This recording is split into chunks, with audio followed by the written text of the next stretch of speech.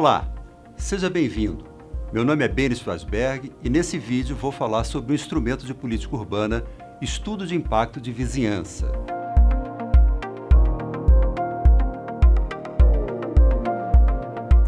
Qualquer atividade ou empreendimento de porte mais expressivo gera impactos nas suas imediações. Dependendo do local onde ocorrem, eles interferem na dinâmica urbana de tal maneira que podem gerar conflitos com os usos e atividades presentes no local. Por conta disso, esses empreendimentos demandam uma análise mais aprofundada e cuidadosa do poder público no momento da emissão do licenciamento.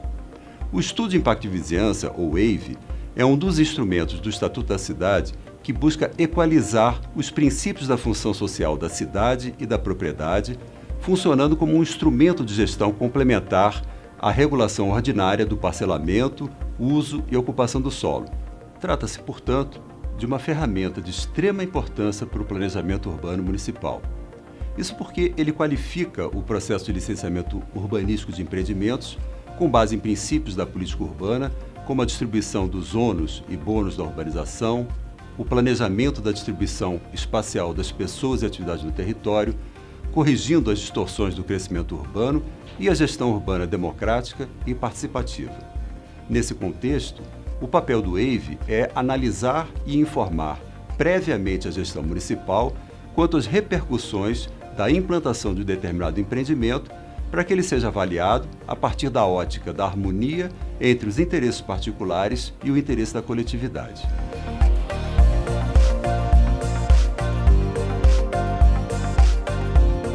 O estudo de impacto de vizinhança reúne características que permitem seu funcionamento simultaneamente como um estudo de natureza técnica, um instrumento de mediação de conflitos e um instrumento para implementar os objetivos da política urbana municipal.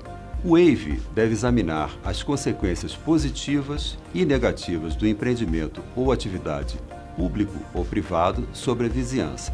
Logo, ele deve ser elaborado antes da aprovação, licenciamento ou autorização de construção do empreendimento ou atividades em exame. Isso porque o EIV serve tanto para orientar o poder público quanto para informar a população sobre os impactos gerados pelo empreendimento. A partir do EIV, é possível negociar alterações na concepção arquitetônica e urbanística de projetos, de modo que seu impacto não seja negativo para a vizinhança. Ou seja, o EIV pode proporcionar informações e critérios de análise para guiar a atuação do poder público como mediador em situações de disputa entre os interesses privados e coletivos. Ao dar subsídios para uma arena de diálogo, o EIV vem ao encontro das estratégias de gestão democrática que incorporam a ideia da participação direta do cidadão em processos decisórios sobre o destino da cidade. Um exemplo dessas possibilidades de mediação está na realização de estudos de impacto de vizinhança para atividades temporárias ou esporádicas, como festivais, feiras, eventos culturais ou esportivos. Como esse tipo de atividade costuma mobilizar muitas pessoas, frequentemente geram incômodos diversos na vizinhança. O EIV dessas atividades, portanto, deverá indicar os impactos e as formas de mitigação ou compensação que auxiliem as partes envolvidas na pactuação de soluções. Por ser um instrumento que busca garantir o bem-estar e os direitos coletivos da população frente a interesses privados, o EIV guarda uma profunda relação com a promoção da função social da propriedade no contexto da cidade.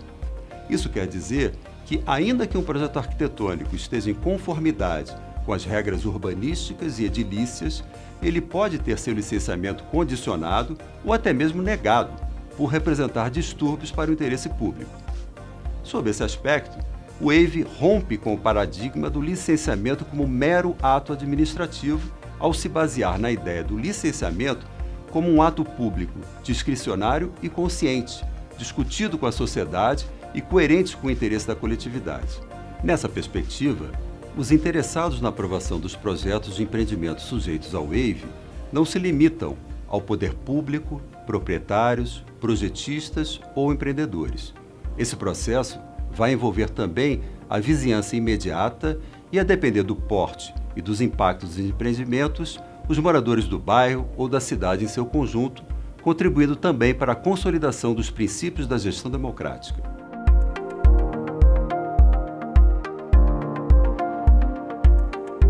O Estatuto da Cidade é a norma geral que fornece a base para que os municípios regulamentem a aplicação do estudo de impacto de vizinhança.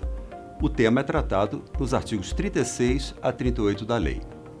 O artigo 36 estabelece que uma lei municipal deve definir os empreendimentos e as atividades que dependerão de elaboração de estudo prévio de impacto de vizinhança para obter as licenças ou autorizações do poder público municipal. No artigo 37, o Estatuto da Cidade delimita a área de abrangência do EIV quando determina que a análise do impacto deve ser feita em relação à qualidade de vida da população residente na área e suas proximidades. Ou seja, o critério para estabelecer a vizinhança do empreendimento não é só a contiguidade, mas também a área de influência dos impactos identificados. É importante ressaltar que a análise do EIV deve abranger, além dos moradores, pessoas que desenvolvem atividades localizadas na vizinhança do empreendimento. Essa perspectiva abrange, portanto, usuários permanentes ou temporários da localidade, como os frequentadores de entidades assistenciais, escolas, hospitais e outras instituições que utilizem as redes de infraestrutura, serviços e equipamentos instalados. Os incisos do artigo 37 estabelecem o conteúdo mínimo a ser abordado pelo EIV, permitindo que os municípios, em sua regulamentação, acrescentem outros aspectos conforme suas especificidades. Essas questões podem variar de acordo com a localidade e o tipo de empreendimento a ser estudado, respeitando o conteúdo mínimo estabelecido na lei. Vamos tratar a seguir de alguns dos temas e conteúdos mais frequentes do EIV. A análise sobre o adensamento populacional deve considerar a variação na população local provocada pela implantação ou ampliação do empreendimento. O importante aqui é lembrar que os movimentos populacionais geralmente não são imediatos. Por isso, essa análise deve ser feita em projeção no tempo até sua estabilização. A ideia é subsidiar outros estudos relacionados à infraestrutura e aos serviços necessários ao atendimento dessa população. Segundo a Lei Federal do Parcelamento do Solo, equipamentos comunitários são aqueles destinados à educação, cultura, saúde, lazer e similares. Já os equipamentos urbanos são aqueles destinados a abastecimento de água, coleta e tratamento de esgotos, energia elétrica, coletas de águas pluviais, rede telefônica e gás canalizado. O EIV deve elencar a quantidade e os tipos de equipamentos existentes, bem como sua capacidade de atendimento. Em seguida, é necessário relacionar essa capacidade de atendimento à projeção de população futura e, se necessário, propor a ampliação dos equipamentos existentes ou a criação de novos para atender à demanda decorrente da implantação do empreendimento. Existem empreendimentos que podem gerar alterações profundas na dinâmica urbana local, que em médio e longo prazo tendem a alterar a configuração espacial e a concentração ou dispersão de atividades. E, como consequência, podemos ter a alteração dos preços dos imóveis nas imediações. Por exemplo, a instalação de um novo condomínio residencial em áreas periurbanas gera uma pressão pela expansão dos limites da área urbanizável, o que pode, inclusive, induzir a alteração de zonas rurais para urbanas ou de expansão urbana. Essa mudança vai gerar tanto uma alteração na configuração urbana do local, quanto um incremento considerável do valor da terra. A valorização, no entanto, pode ter efeitos positivos ou negativos. No caso de novos empreendimentos em áreas degradadas, a expectativa é de que ocorra uma valorização imobiliária que desperte interesse no desenvolvimento dessas áreas. É possível, entretanto, que essa valorização gere efeitos perversos, como a expulsão indireta dos moradores de renda mais baixa, em decorrência do aumento dos aluguéis e taxas. Nesse caso, é preciso apontar soluções ou contrapartidas que impeçam ou minimizem esses efeitos. Um aspecto básico dos impactos urbanos de qualquer novo empreendimento é o incremento do número de veículos nas imediações e desdobramentos da malha urbana. Logo, a análise feita no WAVE deve identificar se a atividade ou empreendimento gera crescimento expressivo de tráfego a ponto de demandar transformações no sistema viário e ampliação do transporte público. Isso é vital para que o trânsito gerado não prejudique a mobilidade da vizinhança e do bairro. Especial atenção deve ser dada aos empreendimentos de grande porte, que concentram um número expressivo de atividades e pessoas nas suas imediações. Essa aglomeração pode implicar na diminuição da qualidade e fluidez no trânsito e no aumento da quantidade de viagens na sua área de influência direta e indireta, como shoppings e universidades.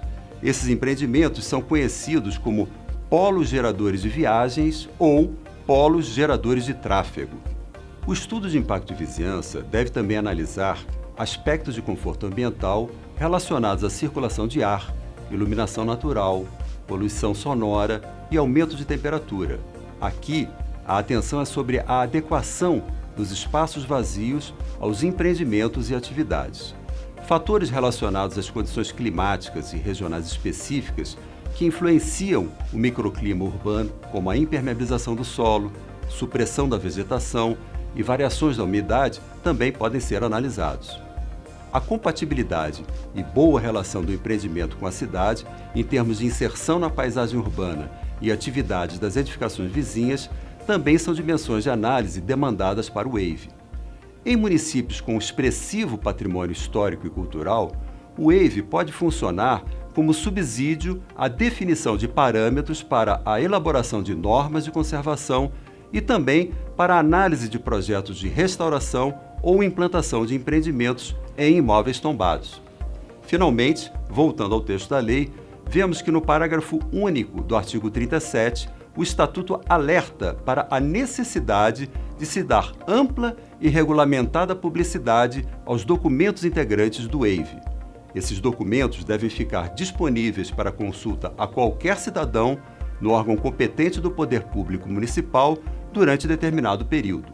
A publicidade e a informação da sociedade civil são importantes instrumentos de controle social que previnem o desvio do instrumento para interesses particulares. Segundo o Estatuto da Cidade, a aplicação do WAVE depende de regulamentação em lei municipal, que pode ser o Plano Diretor Municipal ou uma lei específica própria para o instrumento. No entanto, o Conselho Nacional das Cidades, por meio da Resolução 34 de 2005, recomenda que os critérios para a aplicação do Estudo de Impacto de Vizinhança estejam contidos no Plano Diretor. Para regulamentar e aplicar o WAVE, alguns elementos básicos devem estar contidos na lei municipal, como os tipos de empreendimentos ou atividades para os quais é exigível o WAVE, a natureza dos impactos que serão analisados, os critérios para definição de medidas compensatórias, os critérios para definição da área de influência do empreendimento, as competências do poder público e dos empreendedores no processo do WAVE, e os procedimentos e aspectos de controle social que garantam a publicidade e a participação da sociedade civil. Vamos então falar um pouco sobre cada um desses itens.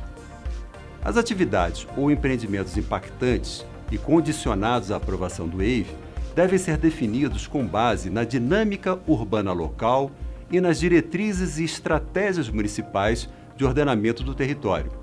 Para isso, podem ser usados critérios de porte do empreendimento ou tipo de atividade ou uma combinação de ambos. Aqui, podemos ver alguns exemplos de critérios para a delimitação de empreendimentos sujeitos ao WAVE utilizados em legislações municipais no Brasil. Muitas vezes, é importante relacionar o uso com o porte do empreendimento. É preciso lembrar também de relacionar esses critérios com a localização do empreendimento na cidade. Por exemplo, uma casa de festas em área residencial pode ser impactante, mas em um setor isolado pode não oferecer impacto à vizinhança. Podem ser previstos também casos especiais de exigência do WAVE para empreendimentos ou atividades onde existam impactos cumulativos, ou seja, para atividades em que os impactos se somam a outras atividades existentes, agregando escala e avolumando os efeitos na região da sua implantação. O próprio texto do artigo 37, em seus incisos, introduz as dimensões de análise que devem ser consideradas no WAVE. Essas dimensões devem ser analisadas tendo em vista o tipo de impacto que podem causar. No entanto, é possível utilizar critérios para classificar esses impactos em categorias que podem ser analisadas isoladamente ou combinadas. De modo geral, os impactos se dividem em econômicos, sociais, urbanísticos, ambientais ou sobre a infraestrutura. Os impactos econômicos são aqueles vinculados às atividades econômicas desenvolvidas na vizinhança ou relativos a alterações no valor dos imóveis.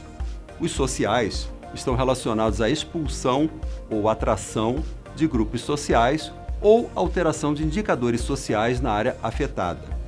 Os urbanísticos, arquitetônicos e paisagísticos referem-se à alteração de padrões de configuração, tipologias e ambiência da região. Os ambientais estão associados à arborização, poluição visual e sonora e aspectos microclimáticos. E, por fim, os impactos sobre a infraestrutura, que são vinculados a alterações na rede de serviços urbanos ou no sistema viário. A avaliação da área de influência de um empreendimento está ligada à extensão dos efeitos que podem decorrer de sua implantação. A delimitação dessas áreas ocorre a partir das características e abrangência do empreendimento e estão relacionadas com a diversidade e especificidade das áreas afetadas.